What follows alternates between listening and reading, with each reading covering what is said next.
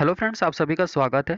Friends, आज हम लोग यहाँ पे डिस्कस करेंगे सीडीपी यानी कि चाइल्ड डेवलपमेंट एंड पेडागोजी यानी कि बाल विकास एवं शिक्षा शास्त्र पर। ठीक है, तो यहाँ पे जो भी क्वेश्चन है इसके आंसर आपको लाइव चैट में करने हैं। ठीक है, तो चलिए शुरू करते हैं। फ्रेंड्स, आप अगर चैनल पर न्यू हैं तो चैनल को सब्सक्राइब करके बेल आइकन प्रेस जरूर कर लीजिए। देखिए, हमारा पहला क्वेश्चन क्या है, यहाँ पे आपको इंग्लिश में भी गिवन है। ठीक है, आप इसको अगर हिंदी में प्रॉब्लम हो तो आप इंग्लिश में भी देख सकते हैं। तो हमारा पहला क्वेश्चन है कि शिक्षार्थियों के ज्ञान अर्जन में सहायता करने के क्रम में, ठीक है, जब शिक्षार्थी ज्ञान अर्जन करते हैं तो उसी क्रम में जो है अध्यापकों को किस पर ध्यान केंद्रित करना चाहिए।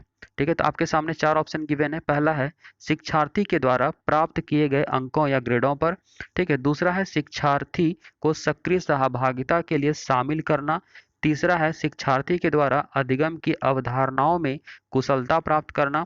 ठीक है, और चौथा है सुनिश्चित करना कि शिक्षार्थी सब कुछ याद करते हैं। ठीक है, तो यहाँ पे जो भी ऑप्शन गिवन है इसके आपको आंसर करने हैं, तो आप लोग फटाफट इसका आंसर कीजिए। ठीक है, और आप लोग लास्ट में जो है कमेंट करके जरूर बताइए कि आपने कितना राइट किया है। ठीक है, चलिए बहुत बढ़िया। तो इसका राइट आंसर क्या हो जाएगा? तो देखिए, अगर हम लोग आप रेगुलर टेस्ट लगा रहे हैं तो आपको पता चल गया होगा राइट आंसर क्या होगा। तो यहाँ पे देखें क्या लिखा हुआ है, अंक या ग्रेड, तो इसको देख के क्या करना है, तो हटा देना है। ठीक है, उसके बाद यहाँ पे शिक्षार्थियों को सक्रिय सहभागिता, ये बहुत अच्छा वर्ड है, पॉजिटिव वर्ड है। ठीक है, तो सक्रिय सहभागिता के लिए शामिल करना, ये हमारा आंसर हो सकता है। ठीक है, अगर हम नेक्स्ट का बात करें तो यहाँ पे कहता है शिक्षार्थी के द्वारा अधिगम की अवधारणाओं में कुशलता प्राप्त करना। ठीक है, मतलब जो भी अधिगम प्रोसेस है या फिर जो उसका कॉन्सेप्ट वो गेन कर रहा है तो उसमें क्या करना, स्किल्ड हो जाना, कुशलता प्राप्त करना। ठीक है, तो यहाँ पे क्या लिखा हुआ है, क्वेश्चन पढ़िए। यहाँ लिखा है कि सहायता करने के क्रम में, मतलब उस प्रोसेस में, तो उस प्रोसेस में वो क्या करे, कुशलता प्राप्त कर लेगा तभी वो आगे बढ़ेगा। तो इस तरह से क्या होगा कि उसका वो प्रोसेस स्लो हो जाएगा, इस वजह से ये हमारा नहीं होगा। यहाँ पे देखते हैं कि लिखा हुआ है याद करने की बात। ठीक है, तो ये देख के हम लोग क्या करेंगे, इसको नेग्लेक्ट करेंगे। तो हमारा राइट आंसर क्या हो गया, तो सेकेंड नंबर। ठीक है, यानी शिक्षार्थी को सक्रिय सहभागिता के लिए शामिल करना। चलिए अगला क्वेश्चन देख लेते हैं। देखिए यहाँ पे क्या लिखा है, अध्यापक के दृष्टिकोण से प्रतिभाशालिता, ठीक है, किसका संयोजन है। ठीक है, अध्यापक के दृष्टिकोण से बताना है कि जो प्रतिभाशालिता होता है वो किसका संयोजन है, किसका कॉम्बिनेशन है। ठीक है, तो आप लोग जल्दी से आंसर कीजिए, इसका क्या हो जाएगा। तो पहले में दिया है कि उच्च प्रेरणा, ठीक है, उच्च वचनबद्धता, फिर दिया है उच्च क्षमता। ठीक है, दूसरा दिया है उच्च योग्यता, उच्च क्षमता, उच्च वचनबद्धता। ठीक है, फिर तीसरा दिया है उच्च क्षमता, उच्च सृजनात्मकता, उसके बाद दिया है उच्च स्मरण शक्ति। ठीक है, चौथा दिया है उच्च योग्यता, उच्च सृजनात्मकता और उच्च वचनबद्धता। इसका राइट आंसर क्या होगा, आप लोग जल्दी से बताइएगा। चलिए बहुत बढ़िया। मतलब अध्यापक के दृष्टिकोण से बताना है कि जो प्रतिभाशालिता होता है उसका किस किस चीज का कॉम्बिनेशन उसमें होना चाहिए। चलिए बहुत बढ़िया। तो देखिए यहाँ पे इसका राइट आंसर क्या होना चाहिए, तो जहाँ पे आपको लिखा हुआ मिले उच्च क्षमता, ठीक है, तो इसको देख के आप हटा दीजिए। ठीक है, यहाँ पे क्षमता या कैपेसिटी जो हो जाता है इसको देख के आपको हटा देना है। यहाँ पे देखिए इसमें लिखा हुआ स्मरण शक्ति, ये क्या होता है, नेगेटिव होता है। तो आपको हमेशा याद रखना है कि जो नेगेटिव होता है उसको देख के पहले ही हटा देना है। तो हमारा पहला हट जाता है, दूसरा हट जाता है, तीसरा हट जाता है। ठीक है, तो हमारे यहाँ पे देखिए अब आता है योग्यता, यानी कि जो चीज आप कर रहे हैं या फिर जो चीज सिखाया जा रहा है उसके लिए क्या है, वो योग्य है। ठीक है, उसके बाद क्या है, तो उसमें क्रिएटिविटी है, सृजनात्मकता है। ठीक है, उसका क्या है, वचनबद्धता, मतलब जो बोलता है वो करने के लिए वो दृढ़ रहता है। ठीक है, तो हमारे यहाँ पे राइट आंसर क्या होगा, तो 4 नंबर हो जाएगा। ठीक है, चलिए बहुत बढ़िया। अगर क्षमता का बात करें तो क्षमता के अकॉर्डिंग जो है सभी को आप कैटेगराइज नहीं करना चाहिए। तो यहाँ पे इसी चीज की बात होती है। योग्यता हो गया कि आपको उस अकॉर्डिंग जो है योग्य है कि नहीं, जो चीज आप उसको सिखा रहे हैं उसके योग्य है अथवा नहीं है, तो ये चीजों को भी समझना जरूरी होता है। चलिए बहुत बढ़िया। देखिए, अब अगला क्वेश्चन है कि एनसीएफ 2005 के अनुसार गलतियां इस कारण से महत्वपूर्ण होती हैं। ठीक है, तो एनसीएफ 2005 के अकॉर्डिंग जो है गलतियां होती हैं किस कारण से महत्वपूर्ण होती हैं। तो यहाँ पे फर्स्ट में दिया है यह अध्यापकों को बच्चों को डांटने के लिए एक तरीका उपलब्ध कराती है। दूसरा दिया है यह बच्चे के विचार की अंतर्दृष्टि उपलब्ध कराती है तथा समाधानों को पहचानने में सहायता करती है। तीसरा दिया है ये कक्षा से कुछ बच्चों को हटाने के लिए आधार उपलब्ध कराती है। और चौथा दिया है यह विद्यार्थियों को उत्तीर्ण एवं अनुत्तीर्ण समूहों में वर्गीकृत करने के लिए महत्वपूर्ण उपकरण है। ठीक है, तो यहाँ पे राइट आंसर क्या हो जाएगा, आप लोग जल्दी से बताइए। आप लोग करेक्ट आंसर जल्दी से बताइए क्या होगा इसका। फ्रेंड्स आपको बता दें कि एनसीएफ 2005 जो है बहुत इंपॉर्टेंट रोल प्ले करता है आपके सीडीपी के लिए, तो इसको पढ़ लेना आपके लिए बहुत ज़रूरी है। चलिए बहुत बढ़िया, तो इसका राइट आंसर क्या होना चाहिए, यहाँ पे देखिए अगर फर्स्ट का बात करें तो यहाँ पे डांटने लिखा हुआ है तो इसको हम लोग हटा देंगे, ठीक है। सेकंड बात करें तो यहाँ पे क्या कहता है, ये बच्चे के विचार के अंतर्दृष्टि उपलब्ध कराती है तथा समाधानों को पहचानने में ये सहायता करती है, यानी कि हेल्प करता है। तो हमारा ये राइट आंसर होना चाहिए। उसके बाद यहाँ पे देखिए क्या कहता है, कक्षा से कुछ बच्चों को हटाने का बात, ये तो ऐसे ही देख के आप इसको हटा देंगे, ठीक है। उसके बाद यह विद्यार्थियों के लिए उत्तीर्ण एवं अनुत्तीर्ण समूहों में वर्गीकृत, जहाँ भी वर्गीकरण का बात आए, क्लासिफिकेशन का बात आए तो ये नेगेटिव होता है, इसको देख के हटा देना है। फ्रेंड्स देखिए आपको एक बात बता देते हैं कि जब भी आपको लगे कौन सा आंसर होगा अथवा नहीं होगा तो आप नेगेटिव को पहले हटा दीजिए, आपका आंसर ऑटोमेटिक आ जाता है, ठीक है। तो यहाँ पे जैसे कि नेगेटिव आपका 1 3 4 हट जाता है तो हमारा राइट आंसर क्या होता है, तो सेकेंड नंबर, ठीक है। तो यहाँ पे 2 जो है करेक्ट हो जाएगा। चलिए बहुत बढ़िया। चलिए तो इस यहाँ पे राइट आंसर क्या हो जाएगा, 2 नंबर। तो आप लोगों ने जिन्होंने 2 किया बिल्कुल सही है। एक बार फ्रेंड्स सभी वीडियो को लाइक कर दीजिए और चैनल पे नए हैं तो सब्सक्राइब करके बेल आइकन प्रेस जरूर कर लीजिए, ठीक है। चलिए अगला क्वेश्चन देख लेते हैं। देखिए इसमें क्या कहता है कि एक बच्चे की कॉपी में लिखने के में विपरीत छवियां, दर्पण छवि आदि जैसी गलतियां मिलती हैं, ठीक है। तो इस प्रकार का जो बच्चा लक्षण प्रदर्शित करता है तो वो क्या कर रहा है, ठीक है। मैं आपको बता दूं कि मैं एक बच्चे को इधर पढ़ा रहा था, तो उसको मैं कहता था 7 लिखने, तो वो इस तरह से 7 लिखता था, ठीक है। उसको 6 लिखने का था तो वो इसके बजाय वो ऐसे 6 लिखता था, ठीक है। 9 लिखने का था तो ऐसे के बजाय वो उल्टा कर देता था, ऐसे कर देता था, ठीक है। तो इसका मतलब क्या था कि उसमें क्या प्रॉब्लम था, तो वही आपको यहाँ पे बताना है। तो अधिगम में असक्तता, अधिगम में कठिनाई, अधिगम में समस्या या फिर अधिगम में असुविधा, ठीक है। तो यहाँ पे राइट आंसर क्या होगा आप लोग जल्दी से बताइए। चलिए बहुत बढ़िया। तो यहाँ पे देखिए ये जो बात होती है ना कि आप लोगों को हमने बताया था कि लर्निंग डिसेबिलिटी के बारे में, अगर आप लोग वीडियो नहीं देखे हैं तो आप लोग जाके जरूर देखिएगा, टाइप कीजिएगा ये लर्निंग डिसेबिलिटी और लास्ट में लिख दीजिएगा एम प्लानर, चैनल का नाम आप लिख दीजिएगा, ओके। तो ये वो वीडियो सबसे ऊपर में ओपन हो जाएगा, आप उसको प्ले करके देख लीजिएगा, ठीक है। तो यहाँ पे देखिए इसका राइट आंसर क्या हो जाएगा, लर्निंग डिसेबिलिटी। तो ये जो प्रॉब्लम है वो लर्निंग डिसेबिलिटी के अंतर्गत आता है। चलिए ठीक है, आप लोगों ने जिन्होंने 1 किया बिल्कुल सही है। अब अगला क्वेश्चन देख लेते हैं। देखिए यहाँ पे क्या कहता है कि निम्नलिखित में कौन सा बच्चों के संवेगात्मक विकास के लिए सर्वाधिक उपयुक्त है, ठीक है। संवेगात्मक विकास की बात हो रही है यहाँ पे, यानी कि इमोशनल डेवलपमेंट की बात हो रही है।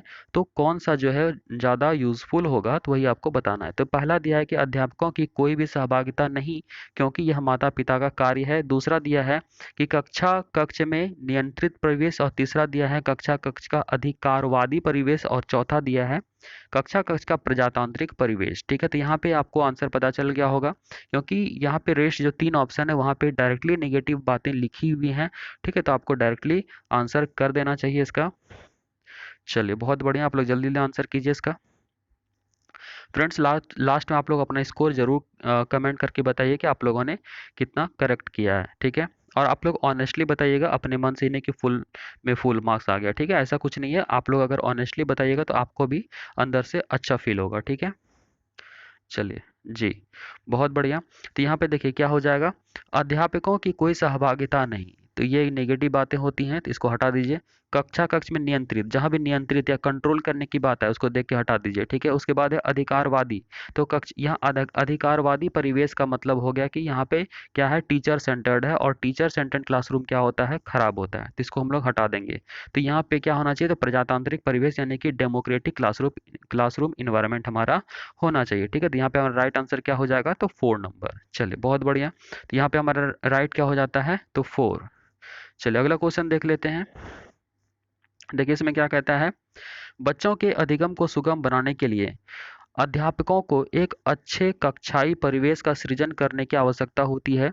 इस प्रकार के अधिगम परिवेश का सृजन करने के लिए नीचे दिए गए कथनों में से कौन सा सही नहीं है। फ्रेंड्स आप लोग को एक बात बता दें कि क्वेश्चन में ना बहुत जगह नहीं लिखा हुआ रहता है, तो आप लोग इसको जरूर फोकस कीजिएगा, क्योंकि इसके वजह से ना बहुत क्वेश्चन का आंसर जो है गलत हो जाता है, ठीक है। तो मैं आपको जितने भी एक्सपीरियंस हमारे पास हैं, ठीक है, मैं सारे एक्सपीरियंसेस आपके साथ शेयर कर रहा हूँ और साथ ही करता रहूँगा, ठीक है। तो आप लोग चैनल पे जरूर बने रहिएगा, अगर नए हैं तो सब्सक्राइब करके बेल आइकन प्रेस जरूर कर लीजिएगा। चलिए बहुत बढ़िया। तो यहाँ पे क्या नहीं है, यानी नेगेटिव पूछा जा रहा है, तो आपको आंसर भी क्या करना है, नेगेटिव वाला ही ढूंढना है। तो यहाँ पे आंसर कीजिए आप लोग। तो यहाँ देखिए, फर्स्ट कहता है अध्यापकों के अनुसार कार्य करना, दूसरा कहता है बच्चे को स्वीकार करना, तीसरा है अध्यापक का सकारात्मक रुख, और चौथा है बच्चे के प्रयासों को स्वीकृति। चलिए बहुत बढ़िया। तो यह क्वेश्चन आपको आई थिंक समझ में आ गया होगा कि यहाँ पे क्या कहता है कि बच्चों के जो अधिगम को सुगम जब बनाया जाता है, तो इसके लिए आप अध्यापकों के एक अच्छे कक्षाई जो है परिवेश का सृजन करने की आवश्यकता होती है। ठीक है, तो इस प्रकार के अधिगम परिवेश का सृजन करने के लिए कौन सा जो है स्टेटमेंट सही नहीं होगा, वो आपको कहा जा रहा है। चलिए बहुत बढ़िया।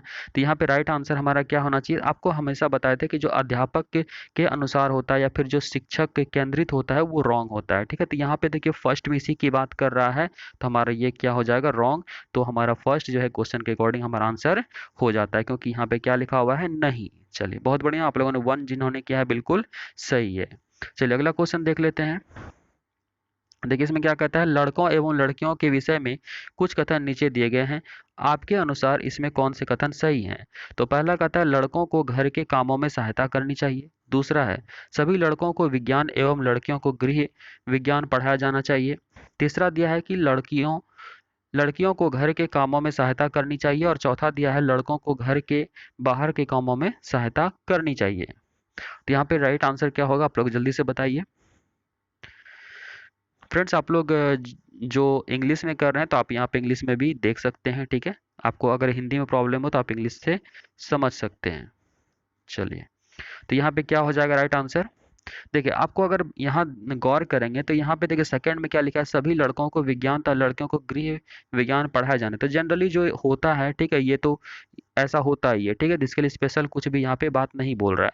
थर्ड में है लड़कियों को घर के कामों में सहायता करनी चाहिए, तो ये जनरली होता ही है। ठीक है, चौथा है लड़कों को घर के बाहर के कामों में सहायता करनी चाहिए, ऐसा भी जनरली होता ही है। ठीक है, तो यहाँ पे होता क्या नहीं है, तो लड़के जो घर के काम नहीं करते हैं, इसलिए लड़कों को घर के कामों में सहायता करनी चाहिए। तो हमारा राइट आंसर क्या होगा, तो फर्स्ट नंबर। चलिए बहुत बढ़िया।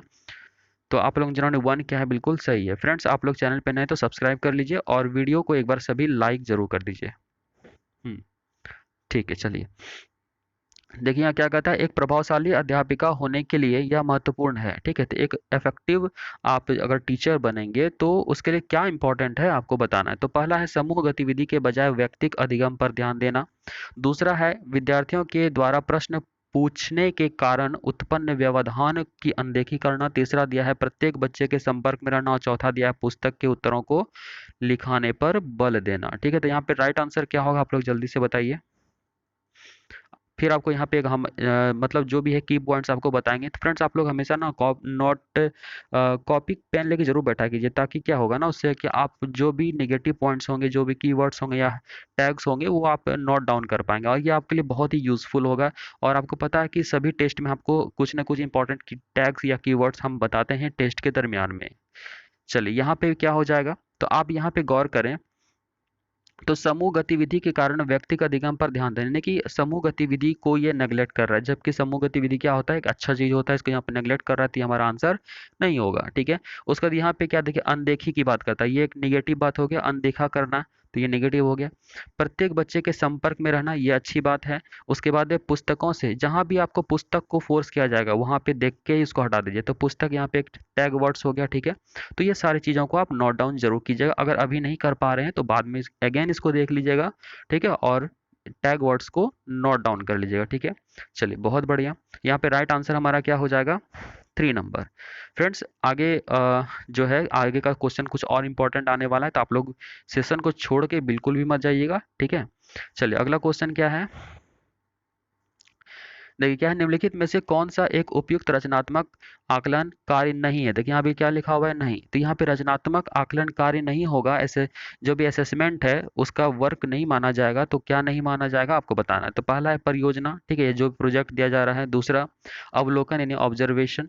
तीसरा दिया है विद्यार्थियों का योग्यता क्रम निर्धारण यानी कि रैंकिंग द स्टूडेंट्स। और चौथा दिया है खुले अंत वाला प्रश्न। तो रचनात्मक कार्य के लिए क्या यहाँ पे नहीं करना चाहिए वो आपको बताना है। तो आप लोग जल्दी से बताइए इसका राइट आंसर क्या होगा।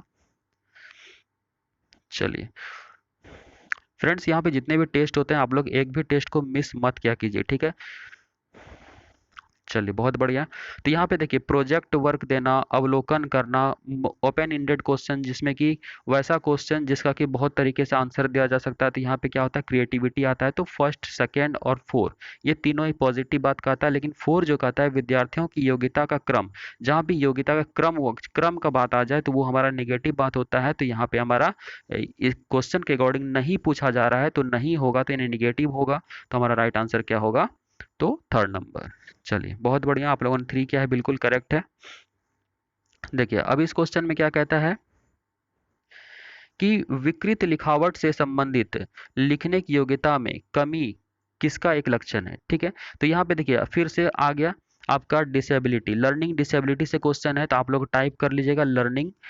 ठीक है, लर्निंग डिसएबिलिटी, लर्निंग डिसएबिलिटी। ठीक है, यहाँ स्पेस देके एम प्लानर टाइप कर दीजिएगा चैनल का नाम, तो आपका ओपन हो जाएगा। ठीक है, यूट्यूब में। तो यहाँ पे देखिए क्या है, विकृत लिखावट से संबंधित लिखने की योग्यता में कमी किसका लक्षण है। तो कमी लिखने से संबंधित जो प्रॉब्लम होता है वो क्या होता है? डिस्प्रैक्सिया होता है, डिसकैलकुलिया होता है, डिसलेक्सिया होता है या फिर डिसग्राफिया होता है। तो क्या राइट आंसर हो जाएगा? चलिए बहुत बढ़िया। तो देखिए यहाँ पे अगर डिस्प्रैक्सिया का बात करें तो ये बॉडी मूवमेंट से रिलेटेड होता है। ठीक है, मस्तिष्क का जो कंट्रोल होता है पूरा बॉडी पे और उसके अकॉर्डिंग जो मूवमेंट करता है उसी से रिलेटेड प्रॉब्लम को डिस्प्रैक्सिया कहा जाता है। ठीक है, जो डांसर वगैरह में होता है। ठीक है, तो अगर कोई डांस नहीं कर पा रहा है तो उसमें डिस्प्रैक्सिया का प्रॉब्लम है। ठीक है, उसके बाद क्या है कि डिसकैलकुलिया, डिसकैलकुलिया क्या होता है? कैलकुलस यानी कैलकुलेशन यानी कि गणित से रिलेटेड प्रॉब्लम होता है।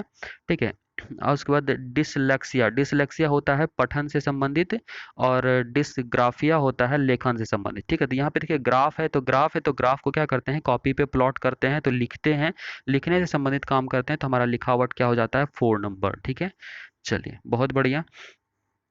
देखिए अगला क्वेश्चन क्या है, पियाजे के सिद्धांत के अनुसार निम्नलिखित में से कौन सा व्यक्ति संज्ञानात्मक विकास को प्रभावित नहीं करेगा। ठीक है, तो यहाँ पे पियाजे ने जो सिद्धांत दिया था कॉग्निटिव जो डेवलपमेंट के बारे में इन्होंने कहा था, कौन सा व्यक्ति के संज्ञानात्मक विकास को प्रभावित नहीं करेगा, आपको बताना है। ठीक है, तो पहला है सामाजिक अनुभव, दूसरा है परिपक्वन, तीसरा है क्रियाकलाप और चौथा है भाषा। तो इंग्लिश में भी आप देख सकते हैं social experiences, maturation, activity and language.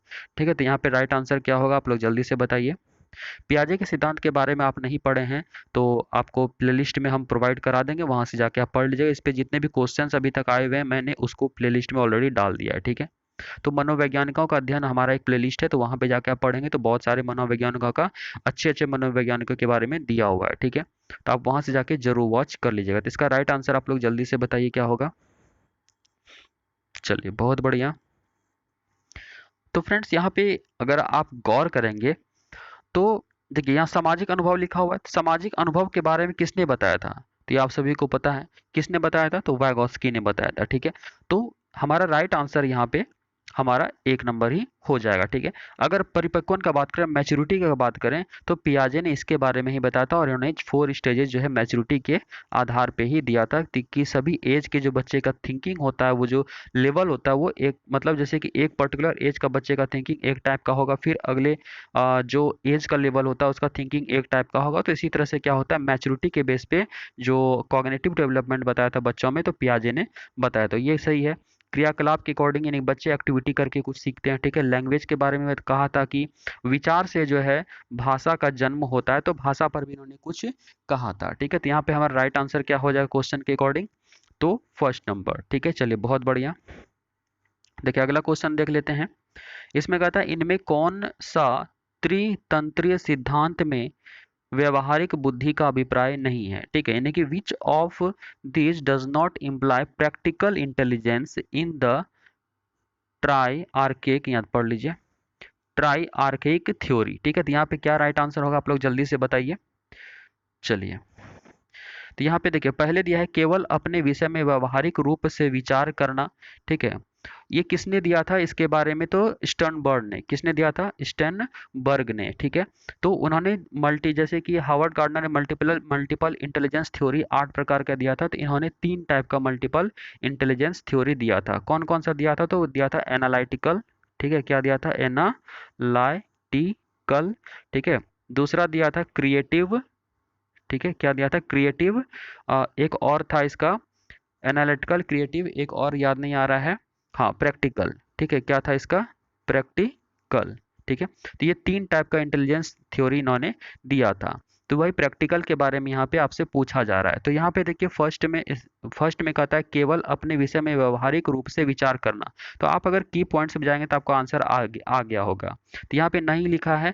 ठीक है, तो इस प्रकार के पर्यावरण का चयन करना जिसमें आप सफल हो सकते हैं। ठीक है, तीसरा पर्यावरण के साथ अनुकूलन करना, और चौथा दिया पर्यावरण का पुनर्निर्माण। यहाँ पे प्रैक्टिकल जो इंटेलिजेंस थ्योरी था, ठीक है, तो उस कौन सा यहाँ पे नहीं होगा आपको बताना है। ठीक है, तो आप लोग जल्दी से आंसर कीजिए।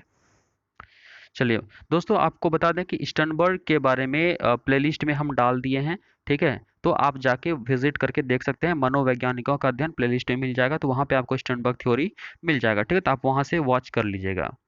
चलिए बहुत बढ़िया। तो इसका देखिए राइट आंसर अगर आप देखें तो की पॉइंट्स हमारा क्या लिखा हुआ है? केवल।